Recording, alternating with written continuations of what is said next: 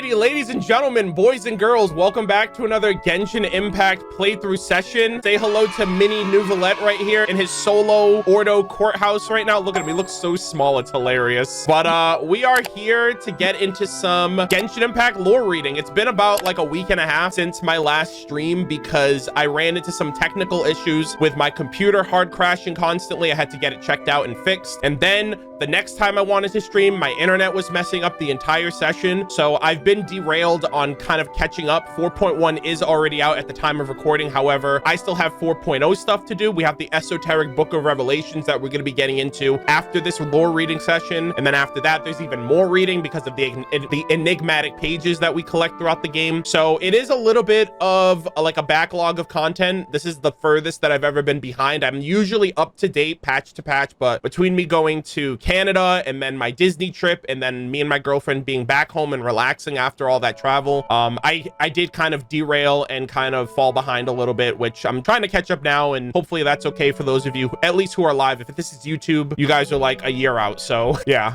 Anyways, we are going to be getting into some really critical lore regarding the ancient rise and fall of the civilization of Remuria. So beforehand, the only thing that I want to say, I don't really know a whole lot about it, but apparently Remuria was a civilization that predated the establishment of Fontaine. That is pretty much all I really know about it. I haven't looked into it beyond that, and I did collect the rest of the books. I found the rest of the books, and with the help of the mods, we put together the Google Docs. So we're going to be reading weapon ascension materials, weapon descriptions, artifact descriptions, and then the book itself. So hopefully this gives me some context of the past, and I don't know if that past is going to come back to the present in any way, shape, or form, but I just wanted to be informed on that kind of stuff before we move on with all this other stuff that the present day lore is giving us regarding Renee, the Fontaine Research Institute, the Primordial Sea, and all that other stuff. So hopefully you guys enjoy it. Typically these videos do relatively well with kind of keeping up with the greater lore of Fontaine as we're carrying on with it. All right, so the first weapon is Finale of the Deep. This longsword is as silent as the mysterious ocean depths. It is even more ancient than its styling might imply. Legend has it that this ceremonial sword once belonged to a musician whose name has long been forgotten. Layer upon layer of ostentatious decorating and shining gems prove that this was no pedestrian instrumentalist. I wonder if this has anything to do with the Phantom Troop. Phantom Troop? Hunter x Hunter? Hello? No, the Wanderers Troop. I was watching Hunter x Hunter the other day, so Phantom Troop is literally in my mind. Sorry about that. No, the Wanderers Troop. There were a group of musicians that traveled Teyvat back in the day. So yeah, it's just reminding me of the musicians because like they use like instruments as weapons. So according to the legends, that musician was immensely proud of an ancient grand symphony, but never played it in front of anyone else. For that music would never inspire applause or lamentation in this chaotic world, nor would any trouble themselves to transcribe such a complex composition. There is an opera in Fontaine that portrays his life. Though none know his origins, all understand his tragedy. Just like so many of humbling origins, he decided his fate in the city to which all waterways lead. Students, we are the weavers of music, the harmonizers of authority, and the music will advance at our command. Our music is as the waves and the ripples, the rhythm of the truncheon and the caress of a lover, conquering all who hearken. In the towering theater academy, the lecturers explain that magnificent music, imparting civilizations and art to their ignorant pupils. The notes on the scores and melodies are arranged in flawless order and were played perfectly with absolute reason and wisdom. Interesting. So this is like a civilization of astute musicians and like orchestra and theater and opera and all that jazz. But how can the will of order rely upon adherence in rigid conventions? Musicians must be as those who transcend. They must become the voice of the sublime. The sublime must be powerful, like the cries of birds on the mountain summit and frothing wrath of the stormy sea. Order must have boundless passion. And after, glory shall proceed from passion.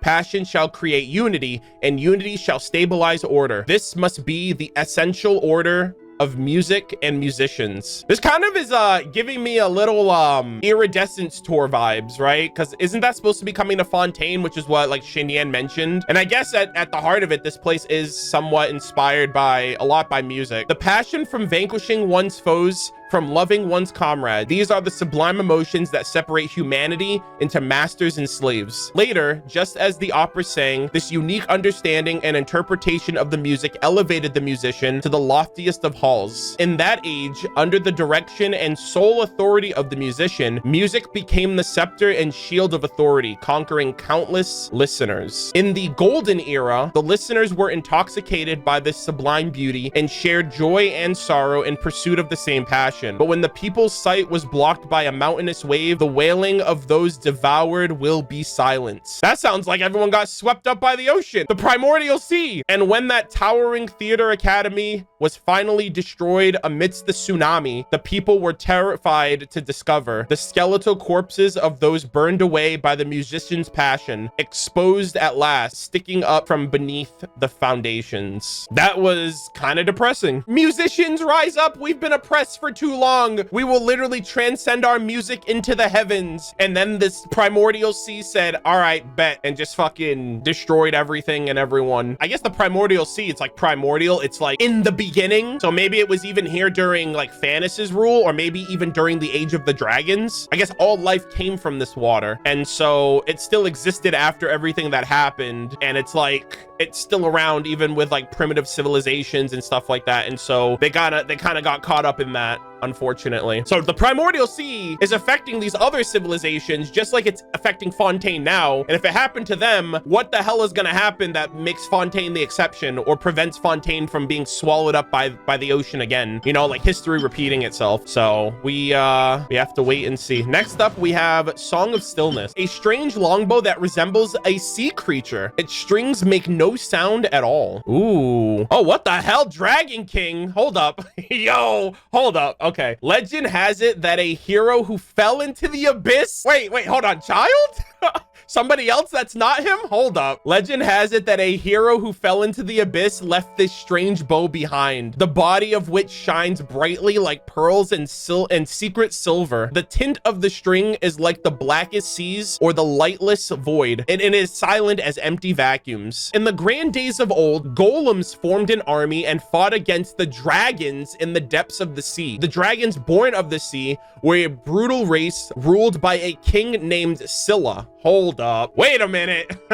This must be a parallel then. A hero that fell into the abyss? The only person we know of that description is Child. Unless, is Child that same person? How does time work in the abyss, by the way? Is time like frozen? I don't know. Or maybe it's just somebody else or a parallel. Golems formed an army and fought against the dragons in the depths of the sea. The dragons born of the sea were a brutal race ruled by a king named Scylla. At that time, the dragon king Scylla united a horde of barbarians and Vishap, driving them towards the threshold of an ancient nation. And the bow-wielding army moved forward to intercept and resist them until the greatest Harmos sealed away Scylla's power. Holy shit, what the hell? There's a fight between this hero and the Dragon King? Okay, let me write that down. Dragon King Scylla. The first time I'm hearing about a Dragon King with a name, besides maybe Nibelung, but we don't know anything about them. All right, interesting. Okay, so Dragon King Scylla against the Harmos. I assume that's the title of the hero. All right, let's see. Afterwards, the once glorious kingdom became nothing more than a bed of ruin scattered across the floorbed. That might be Remuria they're talking about. So this person might actually be the ruler of this kingdom. But the remnants of the golem army remained fighting the descendants of the dragon in places the sunlight couldn't reach, so in the depths. The still deeps have never been perturbed by bloody battle, but its petrified heart gradually began to collapse. The last archer and the lone descendant of the dragon eventually reached a peace agreement. The endless clash of tooth and nail had grown vexing, and so sword and bow would no longer draw any gaze in the lightless abyss. The knights of the lost nation and the Vishap warriors could not help but burst out laughing, discarding their burdensome weapons as if finally freed from a meaningless blood feud. As for what later happened in the stillness beneath the ocean depths, it was interpreted and reinterpreted by countless operas far into the future. Some say that both betrayed each other of their homelands and built new settlements for exiles. Like this ancient magnificent bow, many stories eventually sank into the still silent depths, becoming naught but fanciful legends. Savagery at last had mastery over the former lands of the kingdoms, and the stories and songs were now little more than harmless fictional dramas. So it seems like there was some type of feud or conflict, probably over the land. And so they waged war against this hero who commanded like golems against the Dragon King, Scylla, who commanded barbarians and Vishaps. And then there was this feud. The civilization got destroyed, a bunch of things dead and destroyed and whatnot. And then at the end, they were like, all right, let's come to an agreement. We fucked up everything for ourselves. And then like the aftermath of their fighting and the conclusion and what happened, what became of them, just kind of got turned into like a fairy tale drama piece for modern day. I don't know if the golems are like, I don't think it's the ruin golems, because that would be Conria, and this seems like it predates that. So the only thing I can think of is like, we haven't seen any like monster golems yet. So I assume that it's kind of like, it's just like an army force, like anything else. It's like the ruin guards. It's like those machines in the desert that King Deshret created. So like, it's just like it's like an army of that region's people, or that region's nation, if you will. Other than that, it seems very interesting that they're talking about one of the Dragon Kings, and we know nothing of them or what became of them before Nouvelette's birth. So that's kind of cool. And we got a name, which is awesome. All right, next up, we're actually going to backtrack into the inventory for weapon ascension materials. We are going to be starting with the goblet set of the Pristine Sea. So we're going to be starting with Broken Goblet of the Pristine Sea, weapon ascension material. Legend says that when the first usurper came to the primordial sea, the first sovereign gave him a goblet of water. Oh, wow. Later, he became the unquestionable God King and used this goblet of water to refine the mysterious drops of dew, establishing a splendid and powerful empire. But that is now an ancient story whose main character now sleeps in the phosphorescence of the schools of the deep water fish, aka bros sleeping with the fishes. Wine Goblet of the Pristine Sea. What kind of empire can last for 1,000 years? After returning from the Kingdom of Dragons,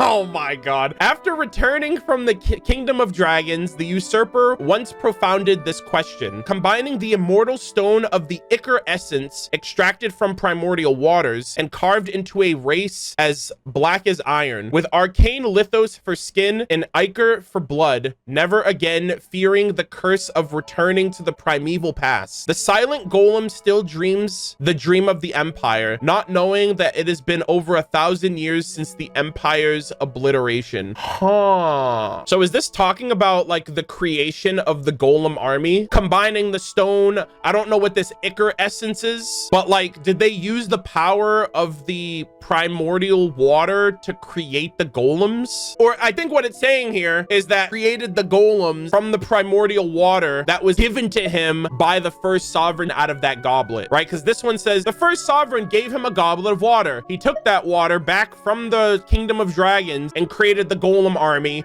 and then brought them back and like fucked shit up. I assume that that's what it's referring to. Bro literally used their own power against them. This says usurper. The usurper title seems to be exclusive to like the one that overthrew the dragons. So I'm just not too sure who this perspective is from, because when we read those weapon artifacts, it even talked about like a hero who fell into the abyss, and I'm like, that sounds like someone else entirely. And if this is about Remuria, yeah, I'm a little confused on that. We're gonna have to read more, I guess. Silver Goblet of the Pristine Sea. In the years when the golden shroud covered the land, pure spring water had to be hidden away in concealed mountain streams, and the Loch Knights were born in these sanctuaries. Whoa! Are they like Loch folk knights? I've never heard of that, but that's so cool. Loch Knights. That is so badass. The knights swear by armor of silver to protect the spirits born from pure water, to protect their fellows who also keep faith in the one true font, resisting the omnipresent golden power that blotted out the sky and outshone the sun. But that is an ancient legend. Not long after the empire collapsed and sank, the knights who resisted the usurper shed their armor, and their stories were hidden in the tangled web of stories and ballads. So this is talking about a civilization. So it's probably talking about like the Remurian kingdom, because that, like, obviously the kingdom got destroyed and sank into the ocean. Yo, those knights were actual giga chads. Holy shit. Also, I don't know what this golden power they're referring to is. I know golden troop is a thing we're going to be reading in this, but I don't know what golden troop is. So I don't know if that's like the power they're talking about or whatever. But yeah, it says omnipresent golden power. But yeah, all right, let's continue. Golden Goblet goblet of the pristine sea. When the usurper of the sunken city played the last movement of the Golden Symphony, the favored musician stole the golden goblet brimming with ichor. Shocked by the foolhardy betrayal of the God King, the musician summoned the last guards and used the insoluble ichor to seal the dragon beneath the tall tower and sank into the abyss with the capital. What the hell? Afterwards, this noble thief vanished silently from history, and only the Golden Troop faithfully remembers his philosophy. Is that the tall tower in the distance? That's like outside of Fontaine's like area? We can't go there yet. Holy shit. So that's what happened to the musician. They were like, yo, this guy just went AFK. Also, it sunk into the abyss, which is even worse. I thought it just sank into the ocean. Unless the abyss is the ocean. Like they're just saying like the abyss. But like when you use the term abyss, like that's an actual place, but it's also like an expression of like the deep ocean. So I don't know which one it is. Bruh.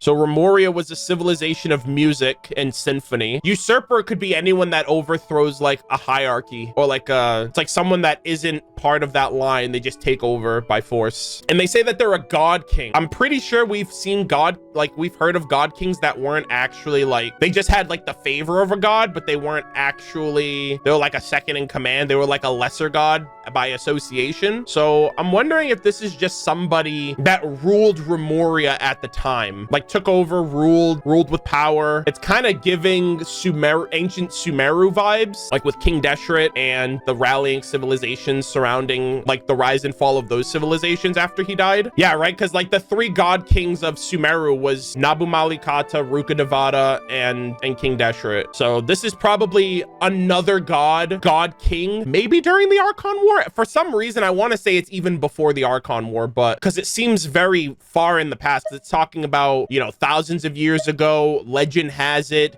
in ancient times, and that's kind of giving like that it was even further back than the Archon War, or before the Archon War started. Maybe I guess the title God King would be the title that's given to them because there were no such thing as like archons prior, but like there's only 7 archons, but everyone else is a god king of some status. Like they're godly in nature, but not in like, they're not an archon. Interesting. So I think this just kind of gave me a little bit of context of what happens. I really hope the Remuria book fills in these gaps a little, because I feel like I'm getting bits and pieces of a story that I'm not able to put together on its own right here. So hopefully that works. Next up, we have the harmonica set. I call it the harmonica set, but fragments of an ancient chord. A harp with rotten keys, its voice blocked, it cannot be played nor its sound heard. It is said the descendants of the forgotten song once lacquered mechanical wooden harps with gold in order to revive the magnificent remnants of the ancient dynasty, futilely attempting to match them to the silent golems. A long time passed, and then more, and the rotten off-key harps remained in the grasp of those silent giants, caressed by the waves, playing only sorrowful strains. All right, so these things were like kind of rotting and decaying after all the fighting and stuff. I guess they're held by the golems, or I guess they're like rotting alongside them. So Remuria was literally like a music nation, which is kind of cool. Or did they use these flutes to control the golems maybe? Chapter of an ancient chord. Legend says that the survivors of that ancient dynasty once cast a harp out of black iron to commemorate and mourn. The harp cast of black iron cannot be played. To mourn that ancient dynasty that was once so proud of its golden music, whose remaining forged this heavy instrument and its yet weightier silence. But no matter what, the black iron harp remained as silent as that lost era. Movement of an ancient chord. In that great disaster, the golden palace sank with its throne. The music was shattered, the notes turned to silence. But the remnants of that empire never gave up their desire for salvation and to surpass fate. To save their waning civilization and their desire to transcend, the Golden Troop played melodies most wondrous, enticing children to offer their precious souls to the sleeping golems.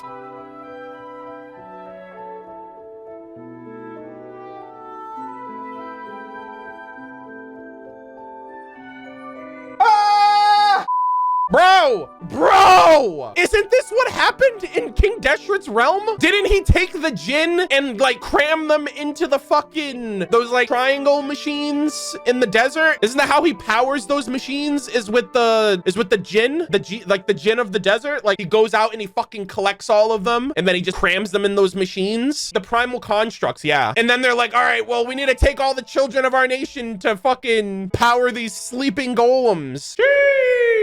Bro, they must have been desperate AF. Yeah, to save their waning civilization and their desire to transcend, motherfuckers were like, let me play you a tune, little child. Let me freaking indoctrinate you and put you in a genjutsu and then stuff you into a freaking giant stone golem. Their souls on top of that. Echo of an ancient chord. The God King's Grand Symphony is composed of countless melodies linked together, but its main thesis is submerged under the common destiny of the Water Nation. The harmonies of those carefree years and sonatas were once the greatest representation of civilization and order, but when the prosperous empire descended into a playground of tyrants, the brutal despots tore the connection with the source asunder under the cover of golden cloaks, and discord finally swarmed through the empire. The original Song of Fate continued to ring out on a score of fading gold, unperturbed by all, until all was dissolved and all returned to chaos. Sheesh, dude. This nation really rose and fell. It was like, yo, we got good music. Come live here, everybody. And then everything was good. Everything was great. And then I don't know what happened. Something happened. And then it just kind of like, everything just kind of undid itself. I don't know if it was this God King that was like too big for his britches, or people were coming after him or something, but he just like descended. And then like everybody just fucking gets dissolved by a fucking tsunami in the end anyway. So Jesus.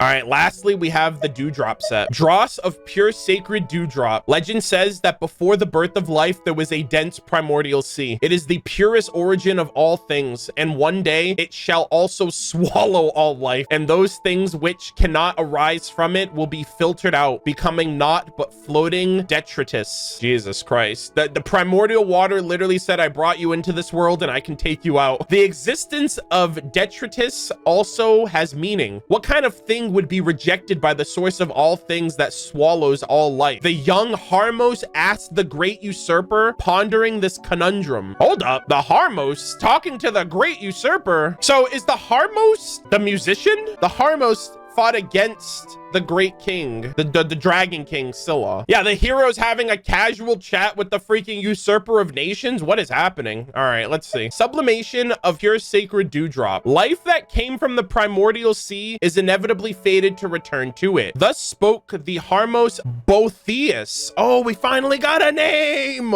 Finally. Jesus Christ. Okay, Harmos Botheus, what are you on about? But there are infinite possibilities for humans to transcend, and even the waters of the primordial sea cannot completely dissolve them. The arrogant usurper once attempted to mix insoluble ichor with pure water to contain wisdom and memories, allowing his subjects and servants to discard their physical bodies and obtain independent eternal lives. But the pain of severing soul and body cannot be endured by any ordinary life, and the usurper's order tore apart and shattered souls. The ichor was dyed black by the crying and howling of so many souls, and it's lost its harmony and wisdom, leaving only chaos and madness. Mans was like, yo, we can transcend and be everlasting, eternal. All you gotta do is just sever your soul from your body. How bad can that be, right? So I wonder if this primordial water is the same primordial water that he was messing with back in the day, like the one that we found in that one cave with like Renee's investigation notes and stuff like that. I wonder if that was what Renee was trying to do, actually, by using the mix of the ichor with pure water to try to become immortal, to prevent this catastrophe from happening, or like this prophecy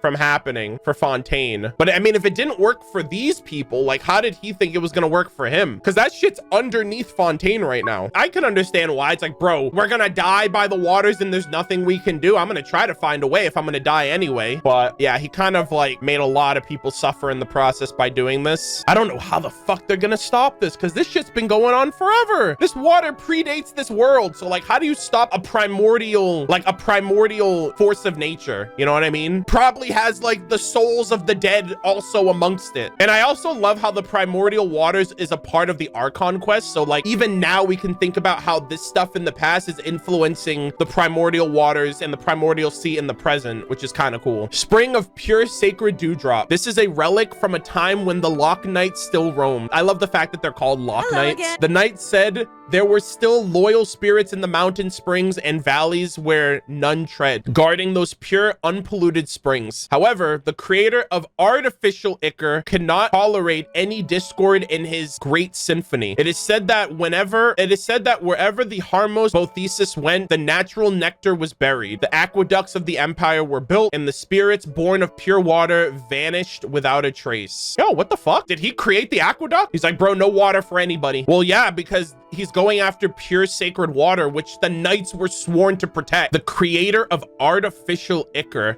I don't know what ichor is also. I-C-H-O-R. I guess it's a substance of sorts. Ichor in Greek is the blood of God. Oh dear. No! So he created artificial God's blood. That's giving delusion right now. Giving like delusional energy. Did the Harmos create it? It just says that, however, the creator of artificial ichor could not tolerate any discord in his great symphony. It is said that wherever Harmos Boethus went, so it's almost implying that Harmos Boethus is the creator, but I'm not too sure, because he was talking to the usurper, so it might be the usurper that is the creator of it. I don't know. It's giving an experiment in blasphemy. That's so funny.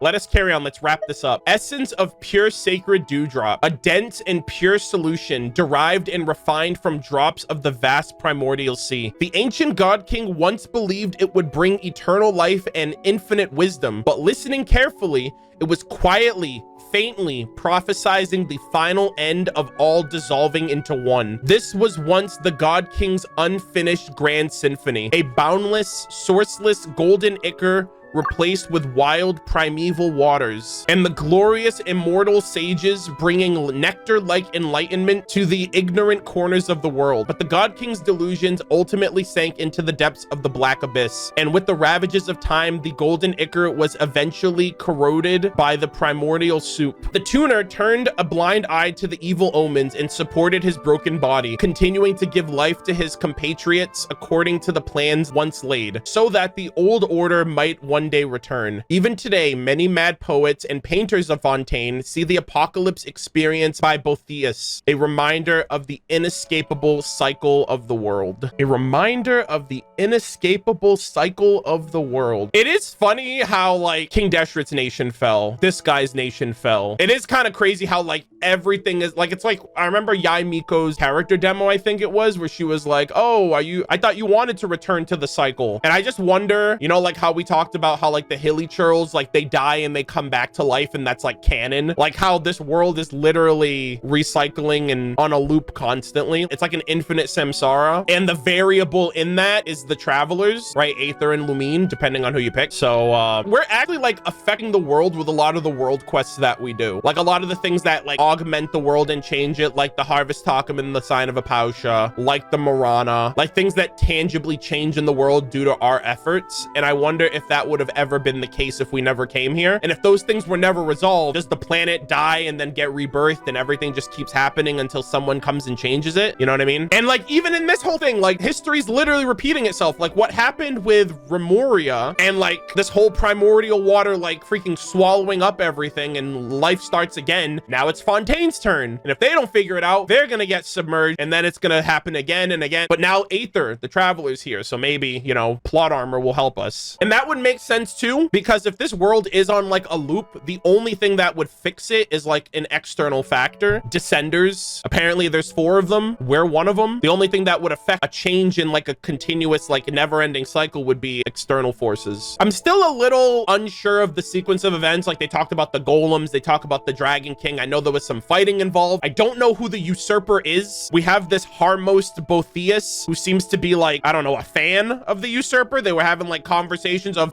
how did you keep your civilization around for so long? And tell me more about this primordial water business. So like, I don't know if they're like buddy or whatever, but I don't think we know about like the leader of the nation just yet, like the God King themselves. Maybe reading the book would have made more sense first, but I have all of that information retained. So if I read the book, I'm like, oh, so that previous thing now makes sense. So it could have been better to read the book first, but I'm not entirely sure. It's amazing how Hoyoverse rewards people who read lore and Archon quests, including the lore lore in the Archon quest. Yeah, I'm happy that they're finally like crossing all of that stuff together. It was Sumeru, right? It was 3.6 that really started connecting the like the lore of that we learned in Enkonomiya to the lore that's happening in tandem with everything else, like with the Fatui and the Gnosis and the Abyss and all that. Now we're also learning about these dragons. And if you've been reading, if you've been paying attention to the lore, like this has been around since 2.4, you know what I mean? So it's great that they're finally tying it into the Archon quest. Some people are still going to be out of the loop unless they do that research, but it's just great that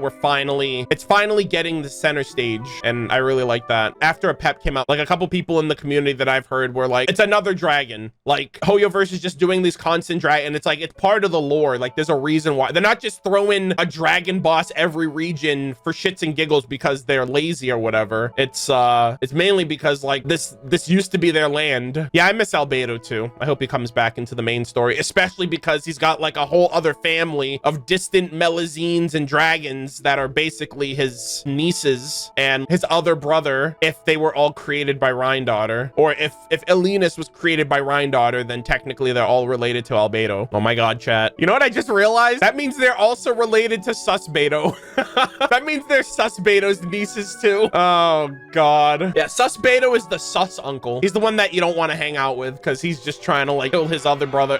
He's trying to kill his other brother the entire time. Damn, someone said Susbedo is the fun uncle? Come on. We never got a conclusion on that. I mean, Hoyoverse has time, right? If we end up going back to Mondstadt for anything. I mean, eventually they're gonna have to reveal Rhine-Daughter. Eventually they're gonna have to talk about Albedo lore again with Rhine-Daughter and the Hexen Circle. And I think that's when Albedo and Susbedo will be brought back into the mix, is when like we get the Hexen Circle reveal. Chat, I might be coping, but I would love for Rhine-Daughter to be playable. Like I want that so much. Like more than Alice, honestly. No offense to Alice, but like Rhine-Daughter is literally bae. And she's from Conria, so you know, why wouldn't you want her to be playable, you know? I can't wait until we can run a full team of Conrians.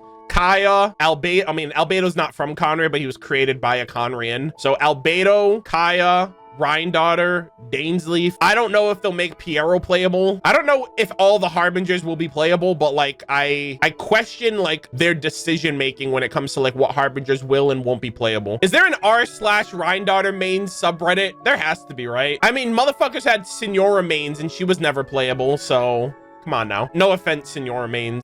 All right, let us carry on from here. We have the Golden Troop set. We're going to be checking out all 5 in a specific order, starting with the Flower of Life. Golden Song's Variation. A flower constructed out of clam, mother of pearl, and gold leaf. It blooms proudly. The Song of Fate once wound through the waterways, spreading the harmonious melody of civilization and order. Yeah, we all know how that went. Whereas the notes fell, brutality was replaced by enlightenment, and disordered primordial land had all but been completely transformed. That is true. The mighty sea winds rolled across, and the rootless water lilies floated along with it. In a tribal dwelling as short-lived as seagrass, a young musician met a warrior. Amidst the poems of conquests that are as many as the stars themselves, the song is not that noteworthy, but the waves bore witness to a friendship between the warriors and also foretold their end. So the musician and a warrior have crossed paths. So I wonder if the musician is Botheus and the usurper is this warrior person that they met. This is where I'm happy that I read the artifact lore first, because now it's contextualizing, like it seems like this is going a little bit more in order potentially. The young musician had yet to be rid of the vulgar passions of the barbarians and became fast friends with the servants, one of the conquered. That servant's name no one remembers, but in latter days the moniker Cassiodor would become famous the world over. Let me write that down. Later, the young warrior would follow the youthful magician to Golden Capitolum, the highest city of the Golden Capital. There they completed the rigorous courses and trials and were elevated to the Golden God King to become prideful masters. Whoa, they freaking leveled up, bro. Pride blooms upon the breasts of the citizens of this glorious kingdom as a golden feather. No more poverty or savagery shall there be beneath the God King's sweeping gaze. Pride is the shield of the realm's honor, and it is the spear tip with with auric radiance. It defends the God King's unsurpassed authority. Only under the command of such authority can order be born, and where order reigns, art and beauty shall bloom free. In a beautiful golden land, weaknesses, folly, and savagery will never be accepted or defended. Such things may submit or be destroyed. AKA barbarians, get your shit together or you're fucked.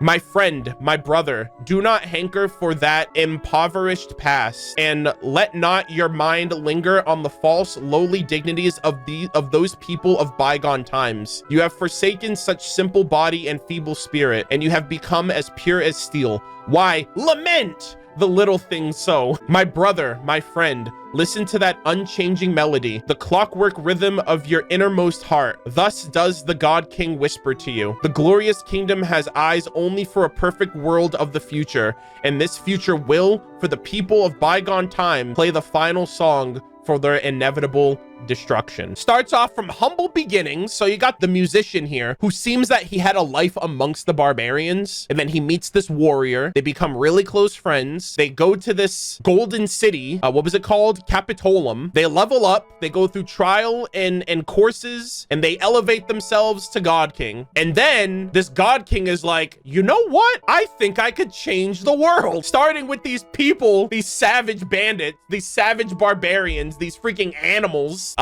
We got to make everything perfect. We got to make everything shine, and we got to make everything look good and feel good and sound good. I can fix them, right? He's literally giving, I can fix them. Oh, they were elevated by the God King. Wait, did they say by the God King? Oh, okay. Never mind. They were elevated by the God King, the golden God King. Okay. All right. I misread that clearly. All right. So the God King elevated these people, and then they were like, I can fix them. I can fix these people. And he's like, yeah, you either shape up or your ass isn't allowed here anymore. And I guess this guy just wanted to be a perfectionist, because apparently, you know, by the end of it, this entire place went to shit because he started like descending into madness. Average Teyvat colonialism, am I right? All right, next up, we're gonna read the Sands. Golden Era's Prelude. This lovely sundial is inlaid with silver and gold. It seems that time has stopped flowing atop its dial plate. The sea breeze at dawn, rapturous and free, sings this ancient hymn. Time flows forward no longer, but returned to the past with the singer. Along with water it flows, passing the gilded domes of the glorious kingdom. On the soft summer winds, it passed through the green manor ringed by towering walls. Whether aristocrats in their light ships or barbarians brought as captives, all were intoxicated by the music of a beautiful age, immersed in the memories. For this was the golden world of abundance, an era of a righteous, glorious king. I came from a puny realm on a lone island. I was born in a hut, and I grew up in a village built of reed and grass. When the warrior of this bright male came to my house, they announced the news of conquest. I was but a mere youth, and I naively followed those towering demigods to the capital. It was by dint of my agile fingers and bright voice that I evaded the fate of bondage. Only after the God King recognized me did I first witness the might of civilization and order. Let my flesh and bone then be utterly changed. Let my name and tribe be forsaken. The world shall only know the name Botheus. There it is. So this man literally was reborn, and thus was the child born of barbarism moved to the golden palace and became a servant of the majestic authority. Like one newborn, he worked to abandon the ancient savage customs and devoured new knowledge. All he did to transform himself into a person of true honor and glory, into a part of this great civilization. For nothing else did he toil, for this was the golden world of abundance, an era of a righteous, glorious king enthroned. Wow. So basically, he had no choice but to change, because if not, savagery and unbecomingness was not worthy of a perfect nation. And so it was like, either you get with the program or you get left behind. So wow,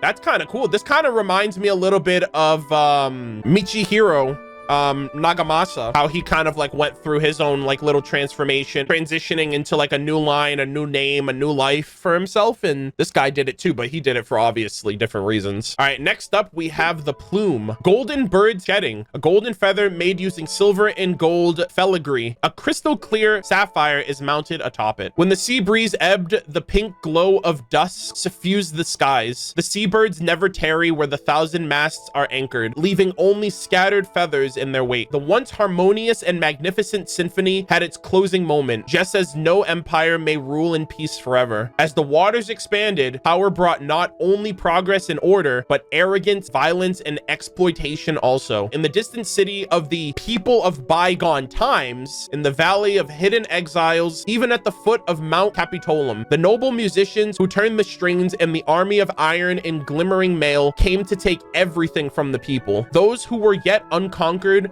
and the mighty who had yet to have a drop of water taken from them banded together, swearing to resist to the last. So they like went out and like pillage, and it says too the army of iron. So this is with the golems, I assume, at this point. Yeah, so they went out and conquered the yet unconquered, and even took water, like took all the pure primordial, like took all of the pure water from the Lock Knights, despite them being like literally created for that purpose of protecting it.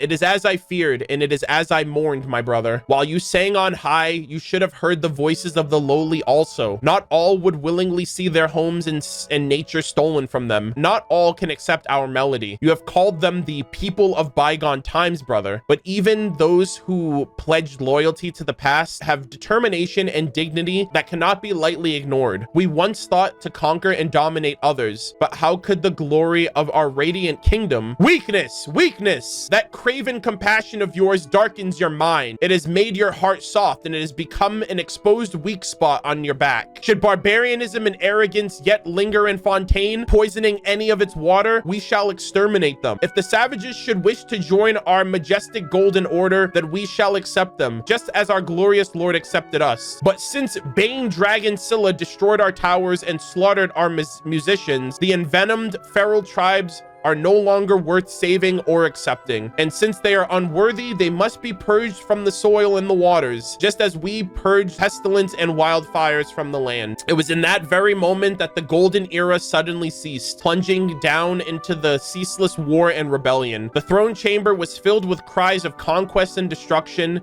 and the agony of the barbarian tribes, and the god king awoke. Oh dear. Mans doesn't realize that one of his own is like going down a path of tyranny. Interesting. So the musician, despite trying to change for the better to try to fit in with the crowd, still had compassion, and he still cared about the things they were doing to these other nations that were just trying to live their life. And this guy was like literally in his own freaking, he was literally getting high off his own fumes of power. Okay, next up we have the circlet. Golden Troops Reward, an ancient crown that resembles a stage prop more than it does some suzerain's headgear. In the solemn silence of the sea's depths, the towering city of the glorious kingdom once stood, and there, like the sad ghost of a mighty ancient dream, there stands a faded golden castle. The majestic opera of that golden era has ended, and its harmonious, united music no longer echoes. Upon the wreckage of ambition and betrayal, the people of bygone times built a realm anew. Woe, woe to the perfect order that has once again been trampled by barbarity. The weak and benighted have overtaken the empire's ancient lands. The spirit and the springs and the cavaliers. The ravages of children have replaced the epic poems. Slipshod ditties have supplanted music. The eternal majesty was ruined by the moment of the god king's madness, and the resurgent savages scorned its memory. Must great realms be reclaimed by savagery in the end? In the end, shall folly and ignorance prevail over civilization and reason? Upon the golden theater of that faded castle, thus did musicians who had lost their scores cry lamentation for the past that would never return, and the silent, famished golems listen, waiting to hunt and devour the innocent souls. When the great golden symphony plays once more, the golden troop will receive the rightful reward owed to the true and loyal. When the perfect order separates humanity into masters and servants, prosperity and beauty shall make the kingdom glorious once more. Abide until that day. Abide until that day, when every member of the golden troop shall win the whole future as their prize. Man's like, hey, we kind of fucked up, but to the true believers, there is a future someday. Yeah, I guess the barbarians literally freaking, they're just like, yo, these people just like did themselves in, and we won by just complying. So I was supposed to read the circlet last and the goblet before. So that was the last passage. I misread. I apologize. We were supposed to read the goblet first and then the circlet. I jumped ahead a little bit. So we know what happened. Let's pretend we didn't read that first and backtrack real quick. Golden Knight's Bustle,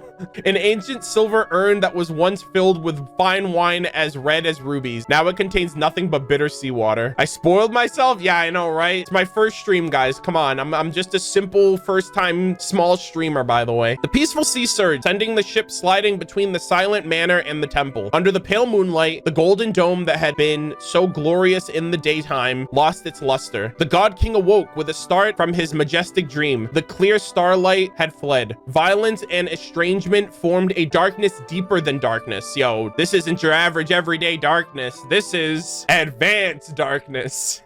Who gets the meme? Who gets the reference? Let me know.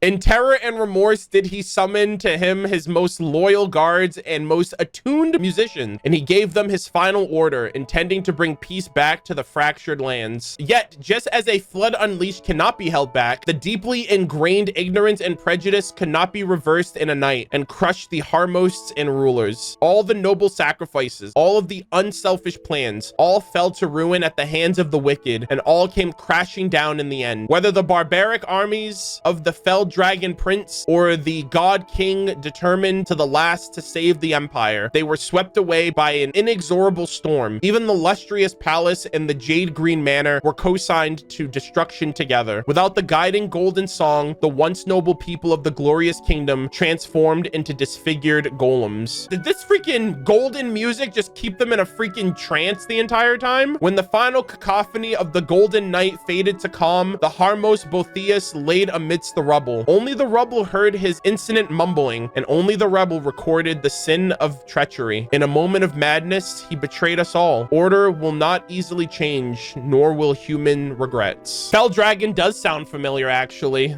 Fell Dragon Narcissus. I feel like that was just an allegorical, like, quest story for, like, everything that's happened in this nation, bro. Yeah, interesting, interesting. We now finally put together all of the pieces, and hopefully a nice, neat little bow. We're gonna be reading the history of the decline and fall of Remuria. This literally sounds like a YouTube video, like rise and fall YouTube videos. That's funny. And it's a pretty chunky one, so there's 3 volumes. All right, volume 1. The ocean gave birth to all, yet also devoured everything. Legend has it that in the first era, the earliest people were self-supporting in their virtues, needing no laws or authority. The envoys of the heavenly city walked the earth, and with their guidance, the people enjoyed enduring peace, prosperity, and abundance from the ancient days. So Celestia's gods literally came through and helped out the people at a time. This heaven-blessed reign lasted countless generations until people grew tired of their inscrutable eternity. Their offspring ceased to listen to the oracles. Instead, they desired things never promised to them by the divine, trying to break free from their fate. Oh God. So the gods give them everything and they're like, we kind of want to be gods too. We want that power. And they were like, wait, what?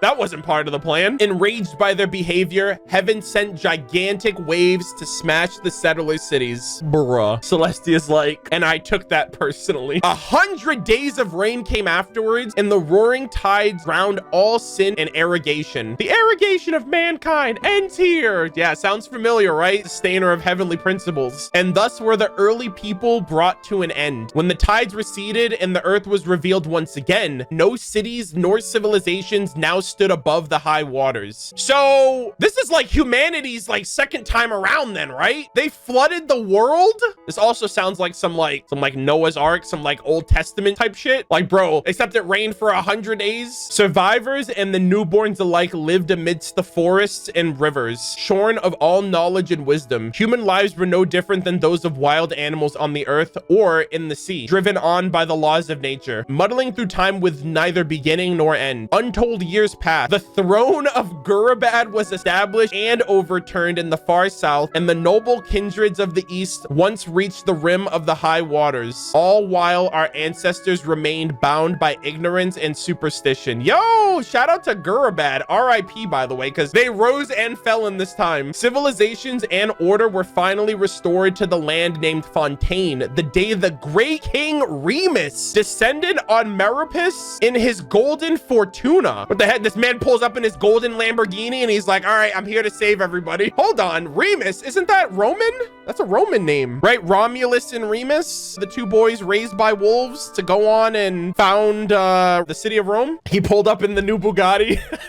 Yeah, they basically just said, yo, my guy pulled up in his golden Fortuna. What the fuck's that? Hold on, Fortuna, that's capitalized. Civilization and order were finally restored to the land named Fontaine the day the great King Remus descended upon Meropis in his golden Fortuna. He taught people how to farm and raise crops in the land and built temples and cities with giant rocks to house the people. Most importantly, it was he who brought the beauty of music and art, which differentiated people from other living things, causing them to see themselves as masters of all things. So Remus is the God King then. Like all those other flavor texts I was reading, it was just saying God King, God King. I was like, who the hell is this God King? With his immortal fleet, Remus conquered all of the islands of the high waters. Even the great dragon beneath the abyssal depths submitted to his power. That is crazy. Those were the best days since the end of earliest peoples, and eternal prosperity seemed so near at hand. The God King and his people indulged in the sweet dreams of carefree lives and fantasies of never-ending progress. However, the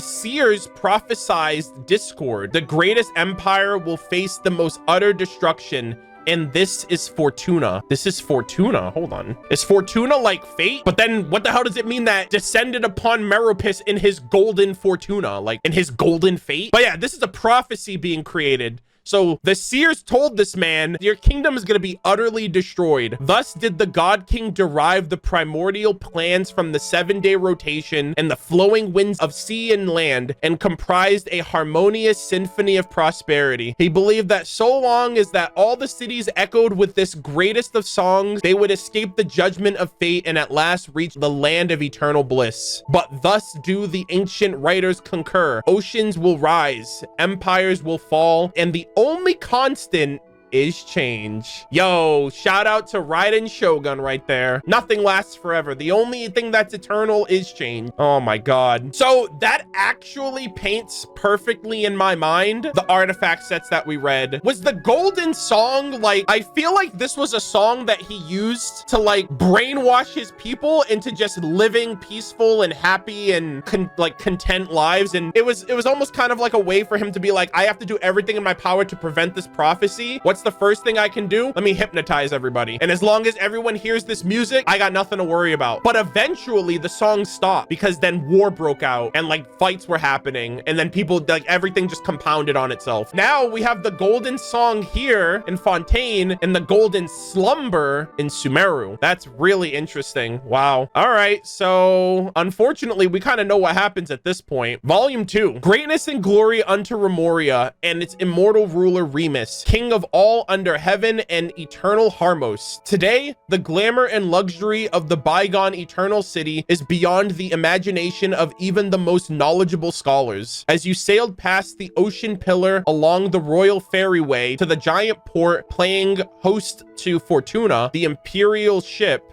Oh, okay, Fortuna. Wait, is Fortuna the name of his ship? The Golden Fortuna, his golden imperial ship? You would have first seen a lofty tower. The Tower of Remuria was not built to receive heavenly oracles, but to guide ship traveling between islands on the high waters. It is said that the tower stood at the border of reality and dreams, and even sailors were to be lured into slumber by sirens. They could follow the sound of the bell to break through the mist and find their way to Remuria. Continuing along the royal fairway leading to Marchamos, where the brave Remurian warriors lived. The grand temples and arenas were built with giant carved rocks to commemorate the city's glory and victory. The solid and towering walls were decorated with glaze and gold, bronze and marble statues arraying the land, and gold, spices, and specialties from the world over piled in the markets. Traveling through Marchamos, you would arrive at Capitolum, the center of Remuria, overflowing with delightful aromas and beautiful melodies. It was a paradise for artists where only the most outstanding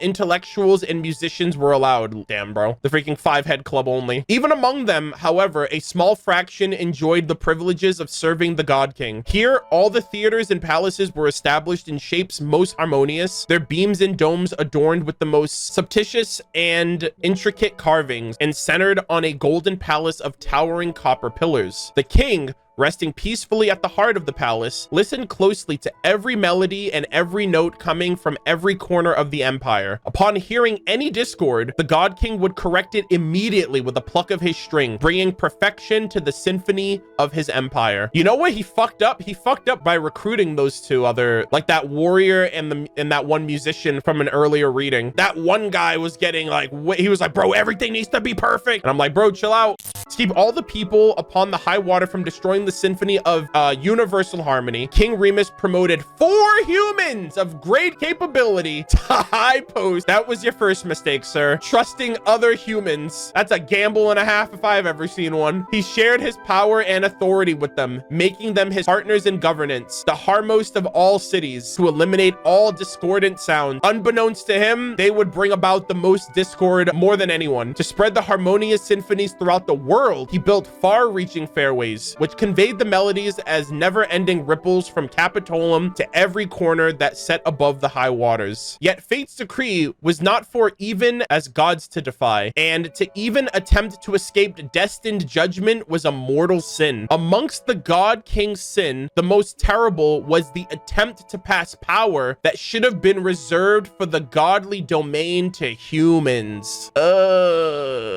Thus, this power and status led to corruption, leading to violence and revolts. So this man was a god, and he said to himself, I'm gonna give these 4 humans godly powers. Remember earlier in volume 1 what Celestia did when the people demanded that kind of stuff from them when they were never promised it? They all got fucking swept. This is a literal Prometheus moment. This man's giving fire to mortals, and he's about to be punished for it. Such is fate's cunning that it uses the very powers that rebel against it to its own ends. When the day of destiny arrived, Remuria, the grand immortal city, faced an inevitable end. Today, the God King's melody is played only in Capitolum, and his mighty reign has ended. Thus do the ancient writers concur. Oceans will rise, empires will fall, and the only constant is change. He gave his powers to humans, and humans are flawed. That is what defines us. And when you give flawed humans godly power, what do you think is gonna happen? You know, and you're only one guy. You can't deal with what these 4 other people are doing. We saw the perspective of at least 2 of them, right? I assume it was the musician and that warrior guy. Depends on the person, I guess, but like in this day and age, motherfuckers can't be trusted. You kidding me? Humans are so primitive and flawed. Everyone's repeating the same mistakes. Like, what has someone done in a nation that was different, that was beneficial? Sarumi Island, they're sacrificing this kid because they think, oh yeah, this freaking bird likes this kid so much. They obviously would appreciate us sacrificing them. Look at the freaking rise and fall of every nation that Tula, fucking Gurabad, all of these other nations in the desert, like, they're gone. They all fucked up. They're all doing the same thing. Humans in their naivete once believed that the reign of the King Remus and his eternal city would surpass time and fate to last thousands of years, just like the giant rocks comprised of ringed ritual sites. Until that day, when the earth collapsed all at once, the tall tower was uprooted and drowned in the titanic waves along with the great hall of pillars. Until that day, when the royal fairways and temples are reduced to ruins, and the city, along with its residents, warriors, intellectuals, nobles, and even the Golden Palace, as glamorous as the shining sun, fell into a chasm of eternal darkness. That was the moment when the absurdity of their eternity finally dawned on them, when it was too late. Glory to our noble navigator, the ruler of rivers and seas, and the queen of all waters. Yo, previous Hydro Archon? May she defend the law, and may her reign be long. Peace be upon all the realms of Fontaine, and all the people under the heavens. When the royal city collapsed, the great power shattered, and the people above the high water were perched on the precipice of barbarianism and annihilation. It was our noble queen. It was our noble queen who settled the conflict between the tribes. Around the flowing springs, we established cities new and started a world guided by laws that have endured to this day. The tragedy of Remuria occurred merely a century ago, but its history has already been concealed in legends and superstitions. This does partially come down to the fateful catastrophe that destroyed it. So ruthless and swift was the disaster that all the researchers and lecturers capable of passing down said knowledge now sleep beneath the waters of the Eternal City. Another key reason is the purposeful distortions created by the mysterious researchers who claim to be descendants of Remuria. My job is to extract and reproduce the true essential shape of this magnificent ancient civilization with the universal rationality of history. In certain folklores that exist today, even the greatest of ancient scholars has been painted as soul-stealing magisters who entrapped mortal spirits within specially made magical golems, binding them into service. To be sure, the Remurians did make such terrifying golems, which to this day may be found ruined and out in the wild, but this may only be blamed upon the mortal degeneration that came upon them in Remuria's latter days. Yeah, towards the end. Its people had forsaken their noble duties and embraced hedonism and debauchery, accepting the violence they inflicted on others, and thus were they also violently destroyed. Just as the ancient writers concur, oceans will rise, empires will fall, the only constant is change. I'm trying to put a parallel together here, chat. This is what I'm thinking. Right now, there is a prophecy that everyone in Fontaine will be swallowed up by the primordial sea, and Farina will be the only one left. Looking at this situation, it kind of happened twice. It happened once with Celestia, when the people were like, can we have godly powers? And they were like, no. Not the same exact thing, but disaster struck twice when the god King Remus gave divine power to mortals, and then like his civilization went under similarly. So I'm wondering if something is happening in Fontaine right now that is churning up. I don't know if it's with Farina. I don't know if it's with the Oratrice, and if Nouvelette is the previous Hydro Dragon, I don't really know if he has any influence that's going on right now, but I wonder if something is happening between Farina or the Oratrice. There's a voice in the Oratrice as well, so I don't know if that has anything to do with what might potentially happen. Like in my mind, I'm like, if there's an essence of the previous Hydro Archon in the Oratrice, then does that truly mean that the power of the Archon is really solely Farina's if the previous Hydro Archon is still present in some way, shape, or form within the Oratrice? Because I don't know what that voice is otherwise. So like maybe it's like a imbalance of power, because it's like you have a new Archon, but the previous Archon is still presiding over the nation through the Oratrice, and then Nouvelette, the reincarnation of the old Sovereign Dragon, so he has no power since he, like, his previous life got usurped. So in my head, I'm like, I don't fucking know what's going on at this point. But it just seems like history is repeating itself, but there's always a trigger for why it's repeating, unless this is just something that's always happened because it's always been here and this is something these people always have to deal with. But I'm just curious how it's going to change. Like, how is Aether, how is the Traveler's involvement in all of this going to change anything? So yeah, and then Farina from the first two acts that I've done so far, she doesn't seem like, no offense, but she seems she appears to be underqualified because she doesn't know much. Like, she's kind of just flying by the seat of her pants. She's like winging it seems like, and she doesn't seem to be very confident in her ability. Like, she's just willing to do whatever to keep the people on her side. So maybe civil unrest, like people will lose, if people lose faith in her, she's fucked. So yeah, I don't know how all of this is gonna converge, but I'm just interested to see if there's a parallel between what happened with Celestia and the first human civilization, what happened with the new human civilization and Remuria and King Remus, and what's happening now in Fontaine with Farina, Nouvelette, and the Traveler. So we'll have to wait and see. Yeah, she's definitely faking it until she makes it. That is the reading. That is Remuria in a nutshell. Good God. Humans never learn, am I right? I'll tell you, bro. Humans literally do not learn. They will literally make the same mistakes over and over again. Great reading, though. Overall, really enjoyed that. I feel like I have a bit more context on things. I at least know about the Dragon King Scylla. What I'm curious about is if Nouvelette knows about his past life on some Avatar type shit. Does he have any recollection of who he previously was if he is the reincarnation? I'm kind of curious about that. I'm hoping that we get that in his story quest, but I don't know, because then that would kind of conflict with who he's trying to be and what he's trying to be now versus you know, carrying that baggage of the past. So maybe it's best if he isn't. I'm hoping maybe maybe Farina's second story quest will talk about the dragon a little bit more, because every second Archon quest, every second Archon story quest gives us like more history of the past, like with the dragon or the previous Hydro Archon or anything like that. So I'm hoping that that's what we get by the end of this region. So this part of the video is going to be injected into the video that you will eventually see regarding Remuria lore and content, because throughout version 4.0, we got a bunch of lore and a bunch of quests for a bunch of different melazines, and I decided to do a lot of these melazine quests off stream. However, partway through this quest that I'm doing right now, which is called Echoes of the Ancient World, we actually got a bit of Remuria lore drops here. So much so that I actually screenshotted a bunch of the stuff that were featured and talked about for the sake of archiving it and documenting it for when this video goes up on YouTube. So I just wanted to kind of emphasize that it does start with a melazine in Merusi Village. I think I'm at the final stages of it, but I just, again, wanted to feature and add on any additional Remuria lore that is talked about and mentioned throughout Fontaine 4.0 for whenever this goes up online. I'm actually going to disappear from the screen here, but hold on to the sound of my voice, because the quest actually starts, as all quests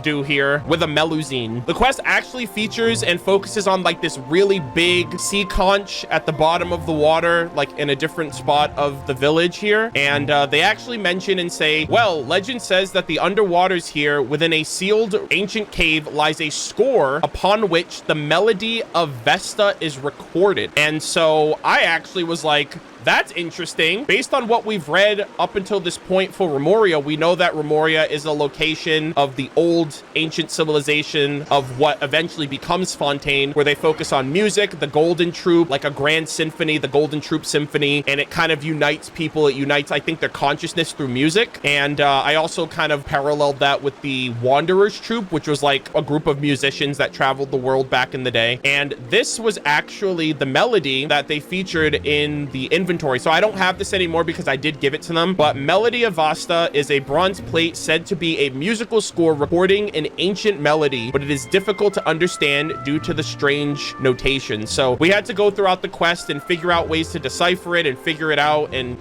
we had to fix up the old conch and do like some cleanup work and stuff like that. Eventually, we make some progress on the quest, and this is where we got a ton of information. Now, it's not information that we didn't already know based on what we read from the book and the weapons and artifacts from 4.0, but I thought it was still interesting because I was like, holy shit, they're talking about Remuria in this quest line. So this lady here mentions, you've never heard of it. Remuria is the name of an ancient civilization that controlled these waters before the foundation of the court of Fontaine. The civilization of the Remurians is based around music. It is said that they once built a massive musical instrument even grander than our own opera house that was capable of playing music even to the dome of the sky. So we're talking about the firmament here, which is also like insanely like what the I was not expecting them to talk about this stuff. She also goes to mention, but thousands of years ago a great flood destroyed all of this in a single day, which I think is a reference to like the fallen city of Atlantis, which disappeared overnight. The civilization of Remuria also perished in that cataclysmic tide. So this is all just kind of like collectively just kind of referencing and mentioning the lore that we originally read, but I think it's great because like this is the first time we're getting it in a quest form instead of it just being flavor text that's read to us. And then it's also mentioned here, not to mention that one of the greatest musicians in Fontaine's history,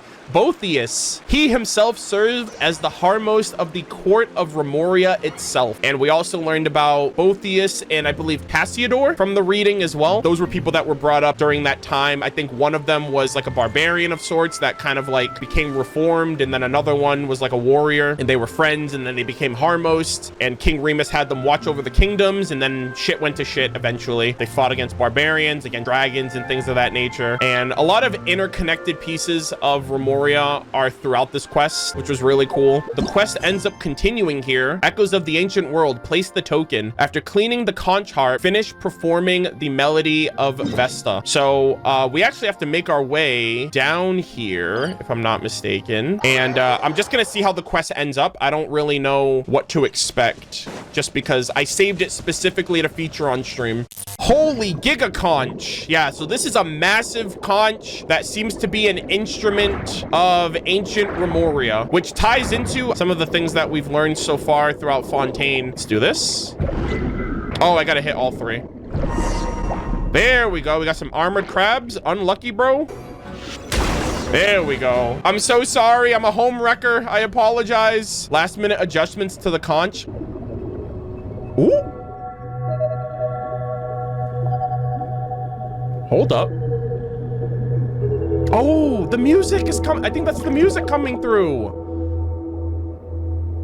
Oh, that was cool. They actually did make it a song that you can hear. Wow, what wonderful music. Even though it took so long, Paimon knew it wasn't all for nothing the instant she heard it. Wow. It's very faint, like...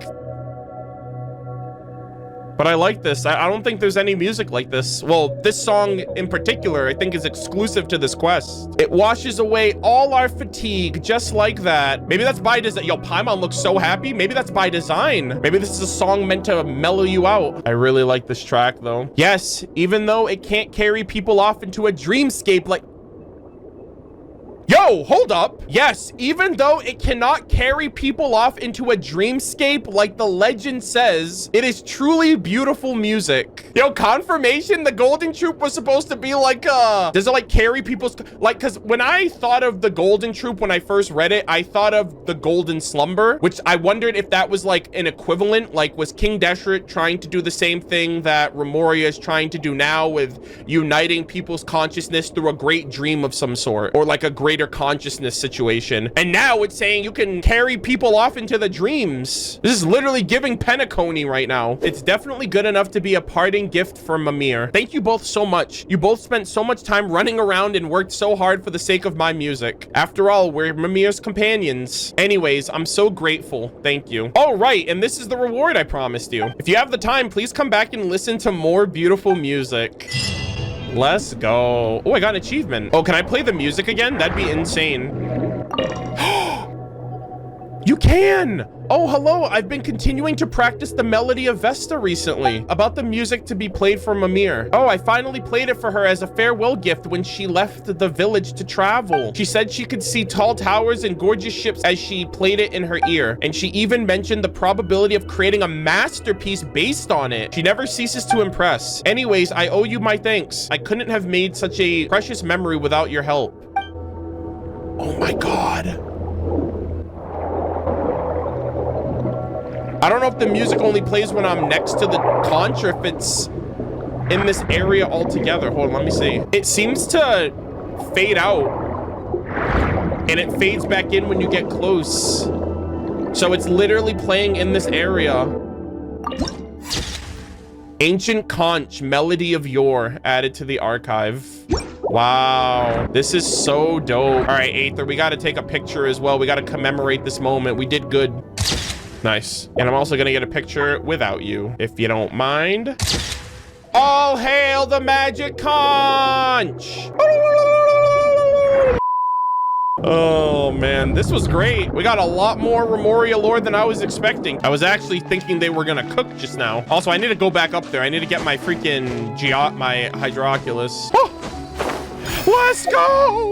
Oh my God, it's finally over. I can finally take this goddamn ping off of my freaking map. Finally, at long last, it is over. There's a note on the small ladder. Oh, okay, I see it. Hold on, what's this? What do you got for me, buddy? Oh my God. Oh shit! We got some Remuria lore. The research notes of Master Ruggiero about the Golden Troop. Comparative studies have been conducted on the surviving ruins of ancient orders from across the land. While they all have different names, the scripts and images left behind supports the conclusion that they share the same origin. Ancient scholars believe that all arcane arts originated from pre-Remurian civilizations. A belief that now, it says an belief, it should be a belief that now seems to be much more than mere speculation. Fortuna appears to be the title of a symphony. Ancient document, that's also the name of King Remus's ship that he sailed when he came to Remuria from wherever he was before, from like wherever he came from before. Fortuna also means fate. So fate appears to be the title of a symphony. Ancient documents record the existence of such great symphonies that were connected to the fundamental power. The gods of this previous civilized era seem to have ruled Fontaine using the power of symphonies. The Golden Troop, yeah. Like I thought the Golden Troop was kind of like a song that unified the people. I don't know if it was like unified them consciously or subconsciously, but it sounded like the Golden Troop was like a way of uniting the people through music, from what I remember reading during version 4.0. The ancient Remurians used music to record everything, and even magic was no exception, but their thinking was so peculiar that it hardly seems human. Even the scholars of the ancient order, self-proclaimed heirs of the pre-civilizational legacy, were unable to completely comprehend it. I collected numerous special conches on my quest to uncover proof of the Grand Symphony's existence, but the legends about them vary by area. There is a single point upon which all of them agree. These conches were tools used by ancient civilizations to convey some kind of information. These conches. And when you think about it, the drained conches were often favored materials in ancient Fontanian civilizations of making ritual implements, and sacred unguments within these conches chosen as a sanctified chalice has finally emerged. Symbolically, this chalice is a primordial word. The oils are the honed will, and the holy sword itself is reason, which breaks through all. So these are the conches before you refine them. It also mentions too that perhaps it's traced back to an even older civilization, literally Remuria. There's more text on the note. Oh, is there? Oh shit, there is. Oh my god. I thought it was just this one passage. My bad. Wait, hold on. Is that a typo? A clear gap. Oh, I think they meant to say there is a clear gap between the magical spells left behind from various eras, and this really complicates my work. But if I assume that a complete schism occurred among these ancient orders at some point in time, then it might explain what happened. Petrichor, a strange name indeed. Yep, that's where Renee is from. That's where the Daydreamers Club is located. Wow, that's so cool that they're referencing this now. It seems to mean golem in the ancient language, and they talked about golems when I read the lore back in 4.0. Even though it's just a rundown fishing village now, I sense a mysterious energy lingering there. Wow, they literally foreshadowed the connection between Petrichor and Remuria with this. That's crazy. Pulling me towards it. Even though it is a rundown fishing village now, I sense a mysterious energy lingering there, pulling me towards it. The island is far away from Fontaine's waters, and perhaps that's why it has been neglected for so long. If I manage to discover the fated castle of legend there, I might find answers to the many questions that vex me. Bovis's annotation. As the founder of the Concilium Sapientium, Ruggiero is the true great master of his time. Unfortunately, due to the poor academic environment in Fontaine now, his accomplishments never achieved fair evaluation. Alas, much like myself. Wow. 4.0 gave us a lot, and then 4.1 really went further. Like, I had no idea that there was any Remuria lore tied to this place at all, which is why it's taken me so long to get to it. But goddamn, they're definitely setting us up for that. I'm really excited.